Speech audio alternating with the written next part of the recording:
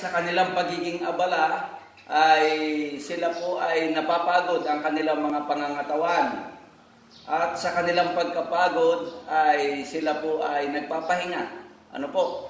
Pero nagpapasalamat po tayo mga kapatid sa oras na ito na gaya ng ating pinag-aaralan na ang Diyos ay mayroong itinakdang kapahingahan.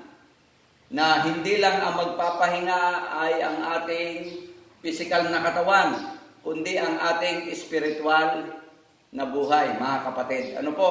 Sapagkat tayo ay pagal na pagal sa loob ng 6 na araw ng ating paggawa at paglilingkod. Ngayon, may mga taong hindi nyo mapipigil sa paghanap buhay kay Raquel. Ano po? Hanggat siya ay kumikita ng pera, ay hindi yan titigil sa pagkita ng pera. Lalo't kapag siya ay nakakaranas na ang kanyang kinikitang pera ay talagang tunay na napakalaki na. Sabalit useless kahit anong laki ng kinita mong pera, kahit anong laki ng iyong naipundar na bahay, ang iyong naipundar na wealth o kayamanan o pag-aari man o yan ay reality, useless mga kapatid kung ikaw ay wala sa Panginoon.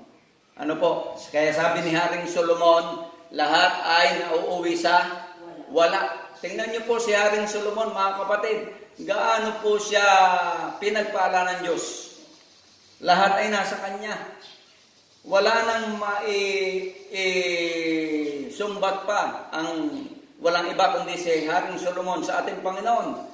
Sapagkat kung pinagpala si Job, ay pinagpala din si Haring Solomon. Pero dumating ang panahon na si Haring Solomon ay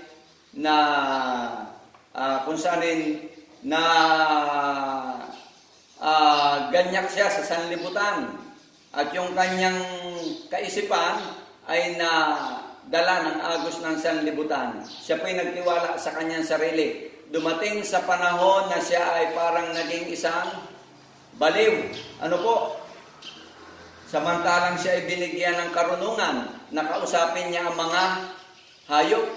Kaya mga kapatid, sa talata, mapapansin natin, may mga parabol sa mga hayop o sa mga nilikha ng Diyos, gaya ng langgam. Ano, Brother Joy? Ganyan ang ating Panginoon mga kapatid. Kaya dito sa ating pag-aaral ngayon,